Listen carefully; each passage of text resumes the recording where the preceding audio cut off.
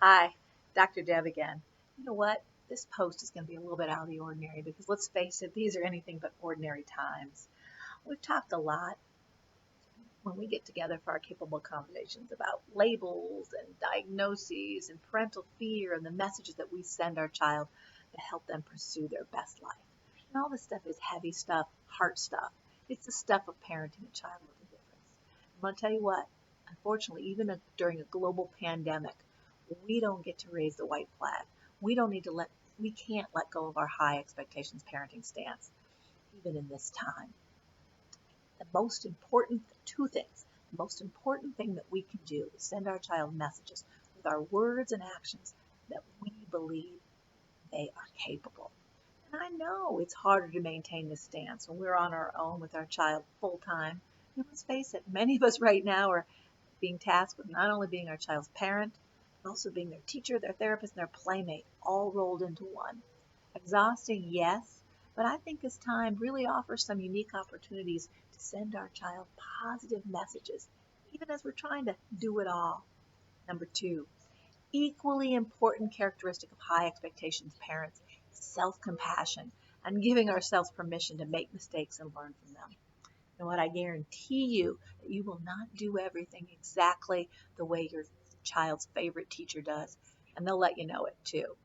And I know you may not be able to motivate your child exactly the way their speech therapist does to help them get their tongue to the roof of their mouth.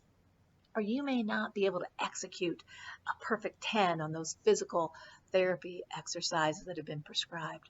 But you know what? Take heart, because I'm going to tell you, experience and research has proven that the messages your child receives from you as the most important person in their lives during this time are infinitely more important than executing at home instruction or therapy perfectly. So, this is what I say. As we imperfectly go about our days during this stay at home time, I encourage you to find ways to challenge your child and let him know that you believe in him. Here's a couple examples. Stretch your child beyond his and your comfort zone during household tasks. You know what? Let go of your fear, throw it out the window, and let your child measure the flour for the recipe. Who cares if you end up in a cloud of white? Maybe let your child take a paintbrush and work on a room that you're painting at home right now with you. Or, even more simply, let your child help fold the towels. But remember, resist the urge to refold. That's a high expectations parenting no-no. Secondly, I encourage you to raise academic standards during non-school moments. So find some quiet time, some quiet moments, and ask your child, hey, encourage them to do a couple more math problems than they're normally asked to do. Maybe ask your child to summarize for you the chapter they're reading or talk to you about it. Or even get to a place where you're saying, hey, ask your child to make up a few really hard problems and make you solve them.